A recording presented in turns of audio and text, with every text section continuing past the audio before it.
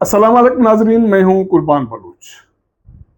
नए मुजवजा निज़ाम पर बड़े सवालात उठ गए हैं। पिछले 2 रोज से जो मैं ड्राफ्ट तजावीज़ आपके सामने पेश कर रहा हूं, ऐसा नहीं है कि जो तजावीज़ तैयार हुई हैं कोई नई है या पहली मर्तबा ये तजुर्बा होने जा रहा है। ये तजुर्बात माजी में भी किए गए और नई सूरत हाल पर नजर रखने वाले जो स्टेक होल्डर्स हैं, उन्होंने इस हवाले से सवालात उठाए कि ये सारा कुछ ओके, ठीक है, आप आवाम के लिए कुछ करने जा रही हैं, लेकिन इस निज़ाम पर जो ताकतवर मुसलत है वो आगे नए निज़ाम का भी हिस्सा होगा। वो करप्ट है, वो नाअहल है, वो इस मुल्क को अपनी जागीर समझता है और आवाम को कीड़े मकोड़े समझता है। तो उन लोगों से आप कैसे काम लेंगे? और दूसरी बड़ी बात यह है कि सूबाई इंतजामकारी का ढांचा कैसा होगा, हुक्मरानी का ढांचा कैसा होगा। सिर्फ यही तो नहीं है कि लोकल गवर्नमेंट्स सर्विस डिलीवरी तो करेंगी, वो तो आम लोगों की जो रोजमर्रा की इश्यूज है, सफाई है, पानी सप्लाई है, निकासी आब है, गलियां हैं, उनको ठीक करना है, साफ करना है, उनकी दादरसी करनी है। सूबों के बाकी जो इंतजामात हैं, इदारे हैं, वो कौन चलाएगा, किस तरह चलाएंगे। इरिगेशन में करप्शन है, कम्युनिकेशन में करप्शन है, सेहत में नाअहली है, करप्शन है, तालीम में गोश्त मुलाजिमीन हैं, स्कूल्स हैं। उसके हवाले से ये रिपोर्ट्स आती हैं कि बहुत सारे स्कूल्स में गायें भैंसें और गधे बंधे होते हैं। इस सिस्टम को आप कैसे ठीक करेंगे? ये स्टेक होल्डर्स के सवालात हैं नए मुजवजा निज़ाम के हवाले से, जिसकी बात मैं पिछले 2 रोज से कर रहा हूं कि एक बड़े इदारे में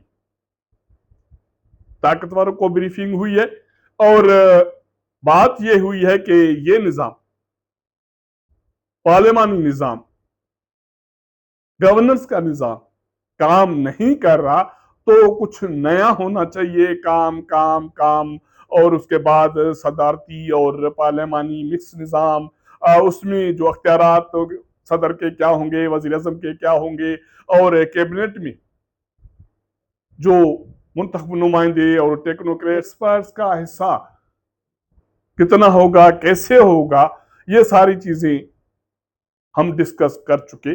आज मुझे प्रोग्राम तो इस चीज पे करना था कि लोकल गवर्नमेंट्स, जिसको एक मरतबा फिर नए निज़ामी अहमियत दी जा रही है और ये समझा जा रहा है कि इसी निज़ाम के जरिए आवाम को मुतमिन किया जाएगा सर्विस डिलीवरी के जरिए, और जो नुमाइंदे होंगे उनको जवाबदा बनाकर और उनको काबिल एहसाब बनाकर, तो इससे आम लोग मुतमिन हो जाएंगे। लेकिन इससे पहले जिन लोगों ने या स्टेक होल्डर्स ने जो समझ बूझ रखते हैं और जो तारीख है, माजी है पाकिस्तान की, तजुर्बात हैं, उसके हवाले से भी बाखबर हैं, उन्होंने कुछ सवालात उठाए और वो सवालात मुझे भी जीने लग रहे हैं कि अगर वो चीजें हल नहीं होती तो फिर ये तजुर्बा भी एक मर्तबा नाकाम होगा। जैसे अयूब खान का हुआ, जैसे मुशर्रफ का हुआ। ये पाकिस्तान की सोसाइटी जो अशराफिया की सोसाइटी है या अशराफिया रूल करती है, वो वडेरा हो, वो चौधरी हो, वो खान हो, वो बलोच सरदार हो, आप उसको कोई भी नाम दें, मैं समझता हूं कि उनके अलावा भी जो मिडिल क्लास दौलतिया बना है या जो ब्यूरोक्रेसी दौलतिया बनी है या वो नौजवान जो गरीब घरानों से आए और मुकाबलों के इम्तिहान में बैठे, वहां कामयाब हुए, लेकिन सिस्टम में जाकर करप्ट हो गए, बदइंतजामी का शिकार हो गए और आम लोगों को पूछते नहीं हैं, उनको लगाम कौन देगा? फर्ज करें एनएफसी से लोकल बॉडीज या लोकल गवर्नमेंट्स तक माली वसाइल ट्रिकल डाउन तो हो जाए, लेकिन वहां जो लोग बैठेंगे वो इसी मुआशरे से आएंगे, किसी न किसी सियासी जमात से आएंगे। वो पाकिस्तान पीपल्स पार्टी से आए, वो मुस्लिम लीग नून से आए, वो पीटीआई से आए, वो काफ लीग से आए, वो बाप से आए, वो एमक्यूएम से, जेयूआई से हैं, तो इसी सोसाइटी का हिस्सा, इसी निजाम का हिस्सा है जिसमें हम बस रहे हैं, जिससे लोग मायूस हैं, नाराज हैं, नाला हैं। तो इन लोगों को आने वाले दिनों में माली वसाइल देकर आप करप्शन करने से कैसे रोकेंगे? बदइंतजामी से कैसे रोकेंगे? अगर नहीं तो नए लोग, ईमानदार लोग, अहल लोग, माहिरीन, खुदा का खौफ रखने वाले किस मुआशरे से कहां से लाएंगे? मैं ऐसा नहीं कहता कि पाकिस्तान में 100% ये सूरत हाल है, या वो स्टेक होल्डर्स जो ये सवालात उठा रहे हैं वो भी नहीं समझते कि 100% हमारा मुआशरा खराब है, नाहल है, करप्ट है। लेकिन मेजॉरिटी तो यही तासुर है आम लोगों के पास। गली कूचे में जाएं, जहां भी जाएं, तो यही बात आपको नजर आएगी। हालिया दिनों में जो सैलाब की सूरत हाल बनी है, हमारा जो इंफ्रास्ट्रक्चर है इस्लामाबाद में भी, बाकी पोश एरियाज में, वो डीएचए में हो, वो बहरिया में हो, या सीडीए के बाकी प्रोजेक्ट्स हो, कराची में हो, लाहौर हो, अक्सर मंसूबे करप्शन का शिकार और नाकस दिखाई दे रहे हैं, जिसकी वजह से जानी और माली नुकसान हो रहा है। तो ये मंसूबे भी इन्हीं हुक्मरानों ने, इसी मुआशरे के लोगों ने, एक्सपर्ट ने, इंजीनियर्स ने बनाए होंगे। आपने पैसे दे दिए एनएफसी से सूबों को, सूबों से डिवीजन, और डिवीजन से जिले सतह पर पैसे चले गए।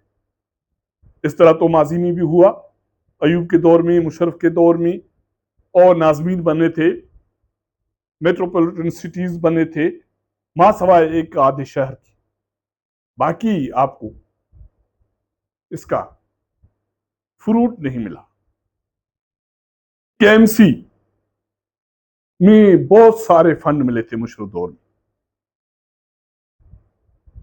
नेमतुल्लाह के दौर में, मुस्तफा कमाल के दौर में, वहां कुछ कदर काम हुआ। लेकिन सिंध के बाकी शहरों में, देहातों में काम नहीं हुआ। फंड एक मतवा फिर ताकतवर खा गए, हड़प कर गए। इसी तरह बाकी सूबों में भी सूरत हाल रही। सिर्फ सर्विस डिलीवरी है क्या? सूबों में बाकी इंतजामी जो उमूर है वो किस तरह चलेंगे? सूबों में इरिगेशन का सिस्टम नाकस है, नाकारा है। टेल एंडर्स, आबादगार, काश्तकार तबाह बर्बाद हो गया है। चीनी बहरान आपके सामने है, आने वाले दिनों में गंदम बहरान हो सकता है। कभी आप एक्सपोर्ट करते हैं, कभी इंपोर्ट करते हैं। जो सरमाएदार है वो अरबों रुपए कमाता है। मेरा जैसा शहरी, आप जैसा शहरी हैरान और परेशान है कि अखराजात कहां से पूरे करें। इसके अलावा सेहत का शोबा, सारे मुल्क में सवा इक्का दुक्का हॉस्पिटल्स के, या पाकिस्तान पीपल्स पार्टी वाले कहते हैं कि एनआईसीवीडी ओके, एग्रीड, अच्छे प्रोजेक्ट्स हैं, लेकिन उनको प्रायोरिटी इसलिए तो नहीं दी जा रही कि वहाँ जो इक्विपमेंट्स, जो मशीनरी जो बाहर से इंपोर्ट होते हैं उस पर को कमीशन का बड़ा खांचा हो, कमाई का बड़ा निज़ाम हो। आजकल कराची और बाकी शहरों में आवाम के लिए बसें चलाने का मुकाबला है। यकीनन होना चाहिए, सारी दुनिया में ये सिस्टम है कि ट्रांसपोर्ट का एक सिस्टम होना चाहिए और लोगों को ये सहूलियात मिले। लेकिन इसको प्रायोरिटी इसलिए तो नहीं है कि बसों के इंपोर्ट में भी कहीं कमीशन का चक्कर है। तालीम उसका बेड़ा गर्क है। सारी दुनिया में हम पीछे हैं। गोस्ट स्कूल हैं, गोस्ट टीचर्स हैं, गोस्ट मुलाजमीन हैं, पैसों पर मार्क्स मिलते हैं, बोर्ड्स बिके हुए हैं, सूबाई कॉम्पिटिटिव इदारे या सेंट्रल सीएसएस के इदारे हमारे अब काबिल एतबार नहीं रहे। दुनिया उन पर भरोसा नहीं कर रही। हमारे नौजवान पास होते हैं, वो बड़े ग्रेड्स में चले जाते हैं, लेकिन उनकी परफॉर्मेंस मुलाजमत के बाद हमारे आपके सामने है कि ये पाकिस्तान में जो इंफ्रास्ट्रक्चर है ये उन्हीं का तो बनाया हुआ है। अगर वो एक्सपर्ट हैं, वो अहल हैं, तो ये हमारे इदारे, हमारे मंसूबे सस्टेन क्यों नहीं करते? और स्कूल से हवाले से, मेरिट के हवाले से इक्का दुक्का बच्चा, इक्का दुक्का बच्ची अपने तौर पर दुनिया के साथ कॉम्पीट कर रही हैं, लेकिन हमारा बेस क्या है तालीम का? हम कितने साइंसदान, कितने इंजीनियर्स, कितने बड़े एक्सपर्ट्स पैदा कर सके हैं, हम दुनिया में मुकाबला कर सके हैं आईटी के शोबे में, आर्टिफिशियल इंटेलिजेंस में, सेहत में, या जो हमारे पीएचडी हैं तालीम बाहर से भी करके आते हैं, तो उन्होंने इस मुआशरे को, हमारे तालीमी इदारों को क्या कर दिया? और इस हवाले से सवाल ये है कि सूबाई निज़ाम जो इदारे हैं जिसका मैंने नाम लिया, तालीम, सेहत, कम्युनिकेशन, इंजीनियरिंग, बाकी बहुत सारे होंगे,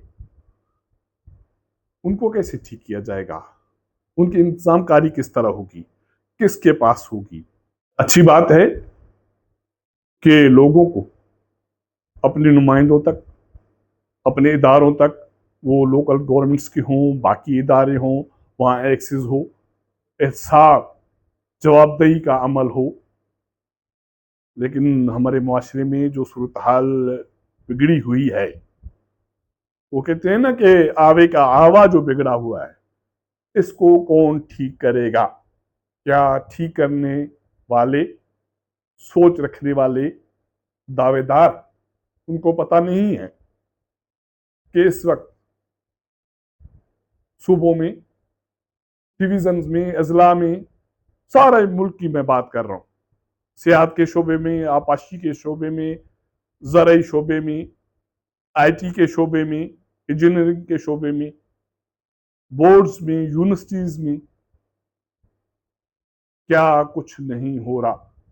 कम्युनिकेशन का हमारा इदारा, हमारी सड़कें, हमारे रोड्स, हमारे बैराजेस की तामीर, हमारे डैम्स, ये कौन बना रहा है? वो सस्टेन क्यों नहीं करते? वो मजबूत और क्वालिटी वाइज दुनिया के मंसूबों का मुकाबला क्यों नहीं करते? इसके जवाबदेही कौन करेगा? अगर ये नहीं होता तो एक मरतबा फिर हम तजर्बे करेंगे और बले बले होगी, बिलियंस रुपीस लोगों के कौमी खजाने से नए सिस्टम में झोंक दिए जाएंगे, और 5 साल के बाद, 8 साल के बाद, 6 साल के बाद हम कहेंगे कि नहीं, ये सिस्टम भी काम नहीं कर रहा, फिर एक नया तजर्बा करना। तो ये मुल्क पाकिस्तान अब तजुर्बात के लिए या नए तजर्बे का मुतामिल नहीं हो सकता। जो कुछ करना है, जो स्टेक होल्डर्स सवालात उठा रहे हैं, उनको संजीदगी से देखने, समझने, परखने के बाद कोई कदम उठाया जाए तो शायद अवाम के, पाकिस्तान के, उनके इदारों के बहुत सारे मसाइल हल हो सकते। अगर ये मेरे व्लॉग आपको पसंद आए तो अपने दोस्तों के साथ शेयर कीजिएगा, अपना फीडबैक दीजिएगा। आपके साथ मुलाकात करेंगे अगले प्रोग्राम में, तब तक इजाज़त दीजिएगा। अल्लाह हाफ़िज़।